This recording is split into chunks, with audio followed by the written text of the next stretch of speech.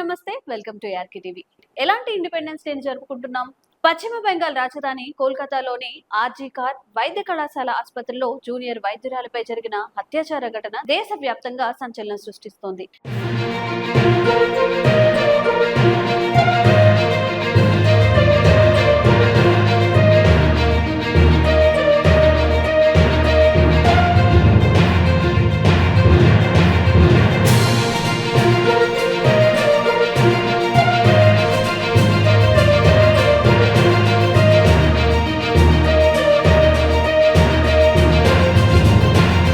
ఈ ఘటనపై సిబిఐ దర్యాప్తు చేపట్టింది. తాజాగా ఈ అత్యాచార ఘటనపై హీరో రామ్ చరణ్ భార్య ఉపాసన స్పందించారు. సోషల్ మీడియా వేదికగా విచారం వ్యక్తం చేస్తూ పోస్ట్ పెట్టారు.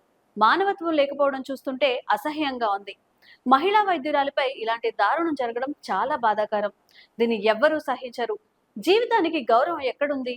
మన సమాజంలో అనాగరికత ఇంకా కొనసాగుతుంటే స్వాతంత్ర్యం జరుపుకోవాలా అని ఆమె ప్రశ్నించారు. దేశ ఆరోగ్య సంరక్షణకు మహిళలే వెన్నెముక. ఈ రంగంలోని వర్క్ ఫోర్స్ లో 50% పైగా మహిళలే ఉన్నారని చెప్పొచ్చు. అంతేకాకుండా పలు అధ్యయనాలు మహిళా హెల్త్ వర్కర్లే రోగులతో ఎక్కువ సమయం గడుపుతున్నట్లుగా తేల్చాయని గుర్తు చేశారు. మహిళలు మన హెల్త్ రంగానికి చాలా అవసరమని పేర్కొన్నారు.